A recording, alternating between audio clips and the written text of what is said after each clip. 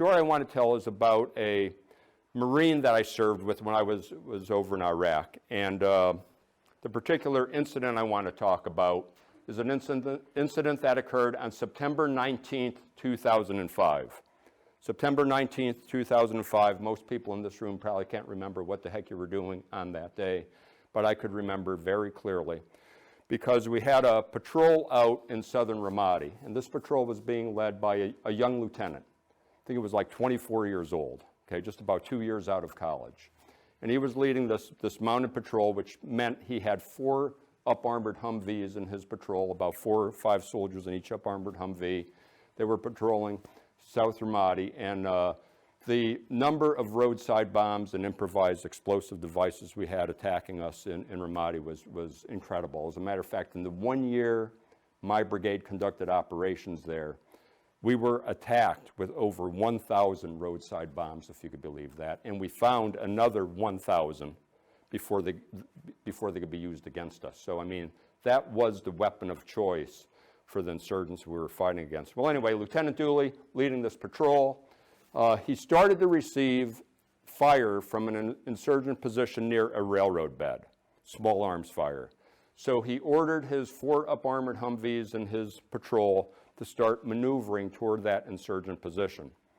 And as his up-armored Humvee was maneuvering toward that position, a subsurface IED, improvised explosive device, detonated right underneath his up-armored Humvee.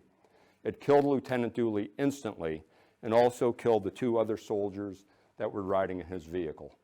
Now, Lieutenant Dooley happened to be a Vermont National Guardsman, and the 2 other soldiers riding with him in that vehicle were Pennsylvania National Guardsmen. Sergeant Egan, who was a resident of Philadelphia and worked down there in his civilian career, and also Specialist Fernandez from Reading, Pennsylvania. All 3 were killed instantly. And whenever we would have an incident like this occur, and there were many, unfortunately, we would try to have our explosive ordnance disposal team go to the site to conduct what we call a post-blast analysis. So they would take a look at the site and determine the type of ordnance, the type of tactics and techniques the insurgents were using in this attack so we could try to prevent it from happening again. So Gunny Burkhart, he was a gunnery sergeant in the Marines. He had 2 young Marines go down there with him on this explosive ordnance disposal team, I'll call it an EOD team, to do this post-blast analysis.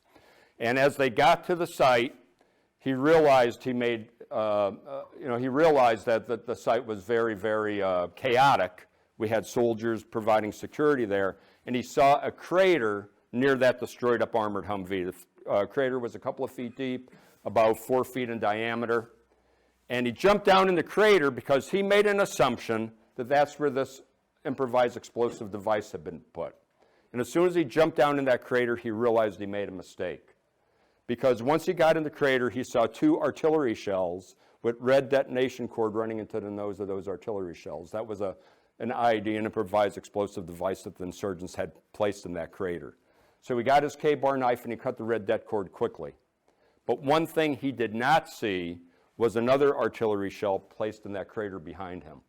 An insurgent was off in the distance, and he had a Cineo cordless phone, which is a high-powered cordless phone that he used to detonate IEDs with.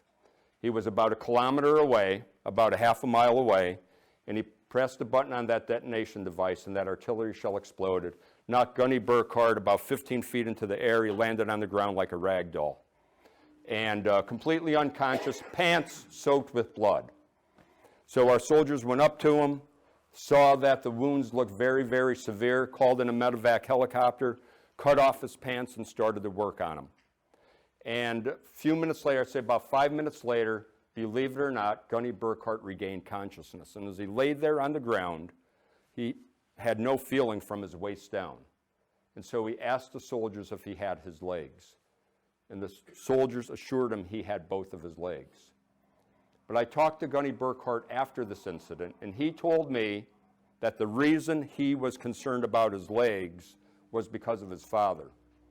His father served 3 tours in Vietnam, and on his dad's 3rd tour in Vietnam, his dad was shot in the back by a sniper, and Gunny Burkhart had to grow up as a young boy with the pain of seeing his dad confined to a wheelchair. His father was still alive, and Gunny Burkhart's worst nightmare is that he would return home also in a wheelchair. He didn't want his dad to see him in that condition. So that's why he was concerned about his legs. At any rate, soldiers continue to work on him. A few minutes go by, he gets this tingling sensation in his legs, and he tells the soldiers he wants to try to stand up. The soldiers couldn't believe this. He was just blown up 10 minutes earlier. But he struggles to his feet, and he's standing there, and the soldiers are all around him. And this medevac helicopter comes in and lands right behind him. Now, one thing I didn't mention is we actually had an embed reporter team from the Omaha World Herald on the ground with these guys that day. But anyway, this medevac helicopter lands on the ground right behind Gunny Burkhart, and the soldiers say to Gunny, they say, "Gunny, we have to get you on the stretcher to carry you to that medevac helicopter. You know how dangerous it is. That helicopter can't be on the ground very long." And Gunny Burkhart looked at those soldiers, and he said, "You know, I'm not going to have you carry me to that chopper on the stretcher.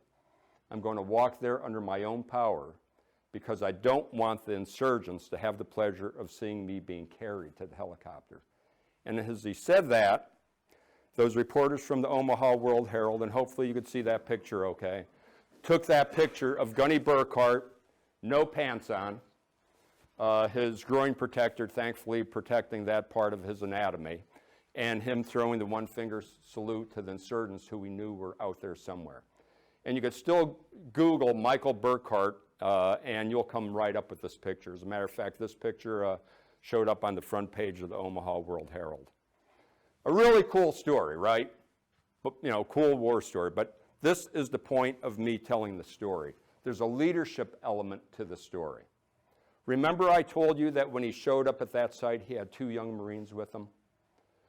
The reason Gunny Burkhart did not want to be carried to that helicopter on a stretcher had nothing at all to do with what he thought the insurgents would be thinking. The reason he didn't want to be carried to the helicopter on that stretcher was because of those 2 young Marines that were with him that day. He knew with all the improvised explosive device attacks we were getting, those 2 young Marines would be out probably later on that day or at latest the next day, neutralizing roadside bombs, while he would be recovering from his wounds.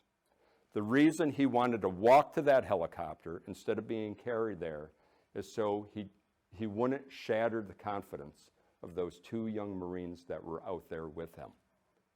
So think about that. Even 10 minutes after getting blown up by a roadside bomb, his main concern wasn't with his own wounds. His main concern was with those 2 young Marines that he led.